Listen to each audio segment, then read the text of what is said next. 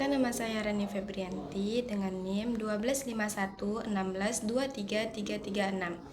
Tujuan saya membuat video ini adalah untuk menyelesaikan tugas dari mata kuliah Ilmu Pendidikan Islam, yaitu yang menjelaskan tentang komponen-komponen pendidikan Islam.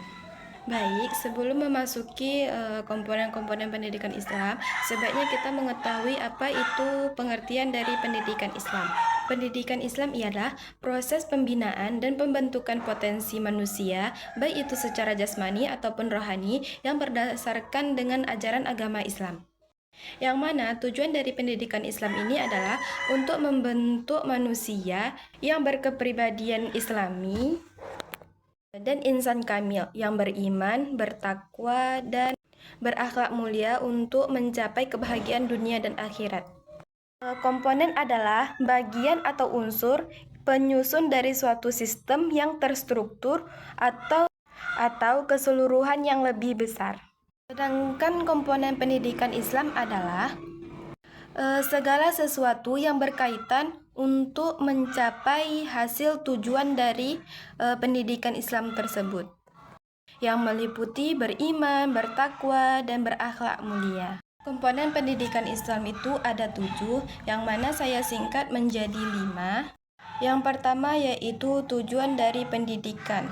Tujuan dari pendidikan ini adalah untuk mencapai keridhaan Allah dan membentuk manusia yang sempurna. Sedang yang kedua itu adalah pendidik dan peserta didik, yang mana pendidik ini adalah sosok yang bertanggung jawab penuh terhadap peserta didik, yang mana ia bertanggung jawab untuk mengembangkan potensi yang dimiliki oleh peserta didik, yang mana pendidik ini juga bisa disebut dengan murabbi, muaddib, atau muallim.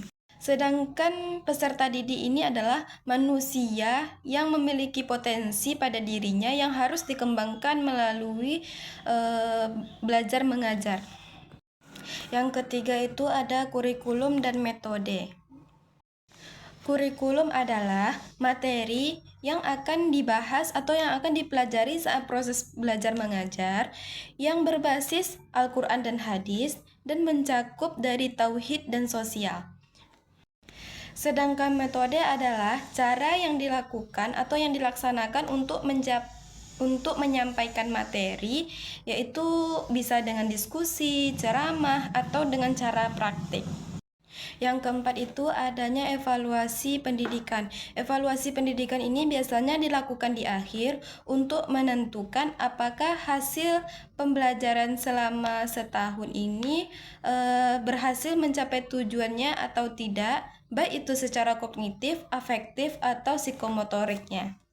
Dan yang terakhir ini adalah lingkungan pendidikan, yang mana lingkungan pendidikan ini sangat berpengaruh terhadap proses belajar mengajar, yang mana jika lingkungan pendidikannya itu baik atau nyaman, maka dalam proses belajar mengajar ini akan berdampak baik atau positif, sehingga peserta didik akan merasa nyaman dan betah saat melakukan selama proses belajar mengajar. Begitupun sebaliknya, jika lingkungan pendidikannya itu buruk, maka peserta didik akan merasa kurang nyaman dan tidak akan lama tahan untuk belajar. Cukup sekian yang dapat saya sampaikan, lebih kurangnya saya mohon maaf. I just had to let you know you're